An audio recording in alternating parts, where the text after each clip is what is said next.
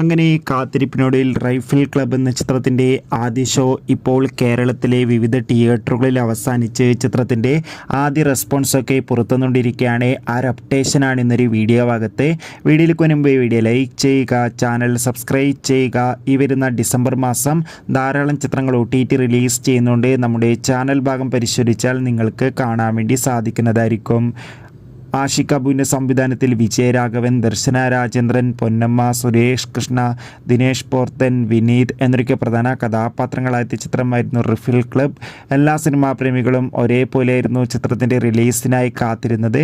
Finally ഈ ചിത്രത്തിൻ്റെ ആദ്യ ഷോ ഇപ്പോൾ കേരളത്തിലെ വിവിധ തിയേറ്ററുകളിൽ അവസാനിക്കുമ്പോൾ ചിത്രത്തിന് മികച്ചൊരു പോസിറ്റീവ് റെസ്പോൺസ് തന്നെയാണ് പുറത്തുവന്നുകൊണ്ടിരിക്കുന്നത്. ചിത്രം കാണുന്ന സിനിമാ പ്രേമികളെല്ലാവരും ഒന്നടങ്കം പറയുകയാണ് ചിത്രം ഒരു മികച്ച ആക്ഷൻ ത്രില്ലറാണെന്നും ചിത്രത്തിൽ എല്ലാവരുടെയും നല്ല മികച്ച അഭിനയം തന്നെ കാണാൻ വേണ്ടി സാധിക്കുന്നുണ്ടെന്നും. എന്തായാലും ചിത്രത്തിൻ്റെ കൂടുതൽ റെസ്പോൺസിനായി നമുക്ക് കാത്തിരിക്കാം. ചിത്രം കണ്ടവരുടെ അഭിപ്രായം തീർച്ചയായും കമൻറ്റ് ബോക്സിൽ രേഖപ്പെടുത്തുക.